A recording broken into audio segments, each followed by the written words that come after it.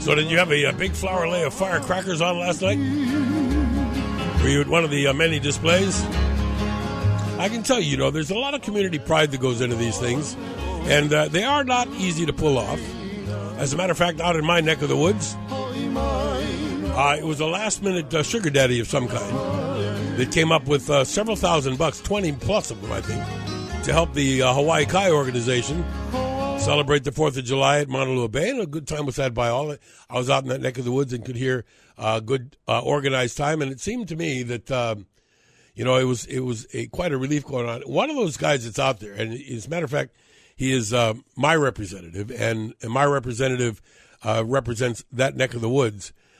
It's not just community pride, I think, but it's also a sense of small town Americanism that Hawaii Kai does. And I don't know, I ran my flag up the pole, and I went outside many times in the afternoon to make sure it was furling the correct way. And I think Gene Ward, my representative and representative from that area, kind of a nice reflection on all of us being American instead of all of us being Democrats or Republicans or Greens or Libertarians. Good morning. It was a good time to be an American yesterday. Yeah, really. Red, white, and blue. It was a good time. Yeah. Behind the stage was a flag that was 15 feet by 25 feet. And it was by Mr. Bubby brought it up. But it's the community. By 25. 15. I've never seen a flag that big. Big flag, yeah. It was huge. Yeah. And the community pride, the sense that, Hawaii Kai is kind of a self-contained community. And when we've got our own fireworks on our own occasion, people feel proud to be there. And the people who are across the street over at Roy's and Outback. Oh, by the way, those tables would have been at a premium, don't you think? You can sit there, you can drink, you can eat, you can right. see the beauty of the fireworks all in one shot. It was a good occasion, Mike. It was actually Magic Island. They were organized all over the place. But one thing I will notice, and particularly in our neighborhood, and I know that you've heard in years past, it was really, really nice because people pretty much paid attention to the limits and the confined hours. There wasn't anything late at night that I heard. No rogue fireworks. Yeah, pretty good. In my neighborhood, Yeah. before, it was pretty crazy. I know the dogs probably and the cats appreciate that. For the Our peace dogs and the were quiet. like foaming at the mouth, but Mike, only for a few minutes. 237 years ago, we put together this country. Wow. And, for a 20-minute celebration, it's $2,000 a minute, by the way. For every minute of fireworks, it's $2,000. That a little more than that in Waikiki. It's a little longer and probably a little more expensive. But nonetheless, and those that think it's frivolous and everything else, I think every now and again, and I said that with pride because I went the other day to examine, to find my flag, because we fly the flag several, and I'm going to fly it more often now because I bought a new one. I just had that neat feeling on the ladder when you stick that flagpole in the little bracket on your home. It sort of makes you feel good, doesn't it? The Iwo Jima of the guy putting the pole up. And Mr. Bonero of Hawaii Kai flies his flag, which is almost 10 by 20 every day. Every single day. Off of Little Home Road. Yeah. So, a great American. So anyway, that was a good time was had by all. And I do know that some things go out with high-button shoes. We have seen a general drop in the home use of fireworks to the point where we might be able to say, okay, don't feel bad. Just come to one of these displays. It's way better than you can afford to do at home anyway. It's kind of in the public domain now, if you will. The way that we've kind of gotten away from, I guess the days when it was not legal and people were kind of cockroaching and doing on the slide, under the table. There were like 45 permits for the whole island. Phenomenal. Yeah, I mean, I think we're getting it. Policymakers can make a difference, it looks like. But, you were talking earlier about homelessness. We still haven't got that baby under control. No. And I know that there's a lot of things around the corner. And I said, and I firmly believe this, that there are now ordinances in place so that the authorities can do the right thing with regards to people's belongings and all that. I know it's a tough thing. But, Mike, that takes leadership. Exactly. And, I often say if Frank Fossey was still around, he'd probably have it resolved. It would have been done. He would have been all... in court, but he'd probably have it resolved. But it's going to take leadership, even though they got all that stuff on the books now, which should leverage a clear slate for them to move and get these guys in. But there are many that say this. I don't know how you feel about this, but we have no compassion, no aloha. I would say that it's actually the other way around, that we've shown too much compassion. I totally agree with you. People cannot help themselves. That's the whole point of reaching those who are the most powerless in your society. those who can't help themselves, they need the government to help them. And some of these guys they're really. Look at the guy the other day who had that pickup truck and ran into through Kalakaua. Not the pickup. Yeah, truck. the dump truck. The dump truck. Gee whiz. It killed hundreds of people. Do you know that there was no one idea that got more reaction from my audience ever than when somebody said, "Let's put a homeless shelter in Waikiki." It's like, let's enable people to come from wherever they want to Waikiki so they can be in a shelter. Instead of, let's put a homeless shelter, somewhere else and take people from Waikiki to that homeless shelter. Whose idea was that? Well, it's being talked about by different hotels that are supposedly being approached by the representative in the area. The representative in the area is saying, yeah, this is a good idea, that, this will help keep people off the public right-of-ways and everything else. Of course it won't. Yeah. No, it's the magnet, the attractive part of it, which Hawaii. If you build it, they already, will come, and they're coming, and they're still coming. Okay. Anyway, when I first I got a email from your office the other day, and they said that Gene Ward wants to come and see you. All right, here I have sort of an inkling here what's going on, but nonetheless, surprise! Here comes Gene Ward.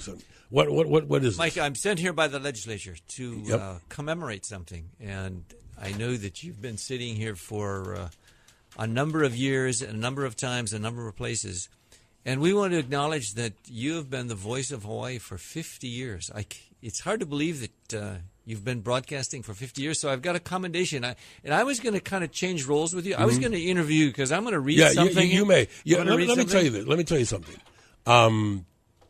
It's true, because I actually started in radio paid now. I mean, I'd done some stuff prior to that as a younger boy when I was still in high school. But my first paid job in radio was in 1963. Wow. And this is 2013. Wow.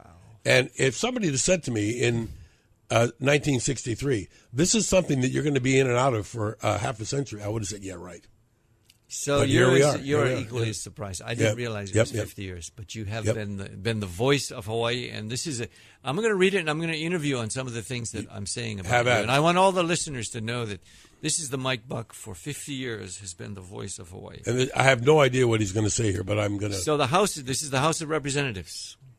The state of Hawaii hereby presents this certificate commending Mike Buck for 50 years of broadcasting. You know what? You know what Raphael just said? What did he say? He just said, hey, wait a minute. 50 years? That's a little drum roll. Okay. Okay. I thought it was going to be fireworks that you were going to blast there, Mike. Whereas Mike Buck was raised and educated in Honolulu and has been on the air for the past 50 years for the people of Hawaii to listen to on TV, radio, and the Internet. And whereas Mike Buck began his broadcasting career at the age of 15 while emceeing a local event that was recommended by radio host Hal Lewis, J. Akuhead Pupuli, to pursue a career in radio.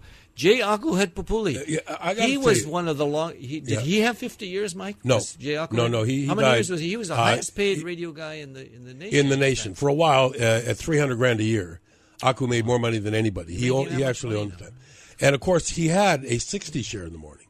60% of people listen. But the reason how that happened is, I was emceeing something at Punahou School in my junior year. So he walked in and he was sitting in the audience with my dad. They were buddies. Okay. And so here's this me up there and Hal said to my dad, Aku said, "Who's that kid?" He said, "That's my boy." He said, "Well, he ought to be in radio. Send him down to my station on Saturday," and I did. And he listened to you? No, he didn't listen to me. I sat there for maybe 20 or 30 Saturdays in a row in the studio, just writing notes and getting him a cup of coffee and doing all of the stuff that a 15-year-old dummy will do. And then one thing led to another, and there I am. What a great role model he must have been. Yeah, he was hot coffee and donuts. I mean, every time he opened his mouth, he made $1. How did he get so highly paid? To tell the truth, from what I understand, is that at one time he actually went to the company and said, "Look, I'm buying the time, and then I'm going to have my guys go out and resell it. So that's how I'm going to make my money." And he was able to charge. It was not exorbitant. He was able to charge what he was worth because the majority of people in Hawaii, on Oahu in that time, listened to him every single day religiously. Yeah, I used to listen to him and Agapito, his sidekick. Agapito Bennington Smythe. Good Remember? Filipino name. Yeah, good Filipino name. I thought that was So that's memorable. what started it. Okay, the third paragraph, whereas Mike Buck is known as the voice of Honolulu and has been on the air informing his viewers and listeners during events that occurred throughout the modern history of Hawaii, including Hurricane Iwa, Iniki, and the September 11th attacks. And whereas Mike Buck is the only radio TV personality to have interviewed every governor of the state of Hawaii since statehood in 1959. How'd you pull that off? Well, because in 1959, when we became a state, I was at Punahou School, and my best friend was Billy Quinn. And Bill Quinn's father, Bill Quinn Sr., was the first appointed governor. So the day that he was first made governor, I interviewed him for the Punahou newsletter. So the son, you, and then the governor, and that interview. No, well, actually, after that, I mean, after I started in radio, I had him on once as well. But no, and that was in 1959. I didn't begin in radio until '63. Okay, this was a warm up. Yeah, but he was only a 2-year governor, as you know. Of all the governors you interviewed, though, who was the best interview? I mean, you went Ariyoshi, that's a great question, and I must tell you, and it's not just because it's been. I have interviewed every single governor has. They're all different. They're all decidedly different. There were no rubber stamps. No best interview. No rubber stamps. I would say that I felt the most forthright with Governor Lingle. I think that Governor Lingle had a great command of what was going on, and rarely did she ever say, "I have to check into that." And when a lot of others would say before they give you an answer, "Well, let me get my department head. Let me check that out. Let me look into that before I answer that." And the next, I think, would have been Jack Burns. I think that Governor Burns was extremely in command. If anything, I think he micromanaged. I think that he had his hands in everything. Have you got recordings of the Burns interview? You know what? I'm digging through so much stuff right now because I thought I better. I got old tapes and all kinds Archives. of old stuff. Yeah. Mike Buck Museum. Yeah, there you go. Or that's your wife from Jackie, I'm sure. But appreciate that. it'd be pretty hard to get people to actually pay to come to that museum, I think. Okay, the fifth whereas Mike Buck is currently the host of the Mike Buck Show, a conservative radio talk show airing live every day, morning across the state of Hawaii, informing viewers about current political issues and encouraging their involvement in government. And Mike, as an elected official, I want to personally thank you in addition to this House. Thank you that you always tell people to get involved. You always say, hey, people can make a difference. The great law in Hawaii Kai. You knew that as people came out, as they rallied, we were able to stop that development, at least temporarily. And you've always had a way of asking people, hey, call your elected representative, show up at these meetings. That democratic spirit is really appreciated. And I know you believe that inside yourself. Well, I do. And I thank you for that. And as you know, Gene, because you've been my guest many times, and I have guests on both sides of the political spectrum on purpose. I want everybody to be able to feel comfortable being in the studio. They're not going to get submarined or we're not going to be, slinging no at it. gotchas, yeah. But as you know, a lot of folks that I have as guests, I have tremendous ideological differences with, but I still want the audience to be able to make up their own mind. As I was driving in today, I thought, I'm going to ask Mike if he knows, if he's been on 50 years, how many words has he expressed to the public over these 50 years? Do you have a word count for Yes, the I do. I profession? have an exact number. Give me the exact number. Choke words. It's in the terabytes. Uku paila. I have no idea.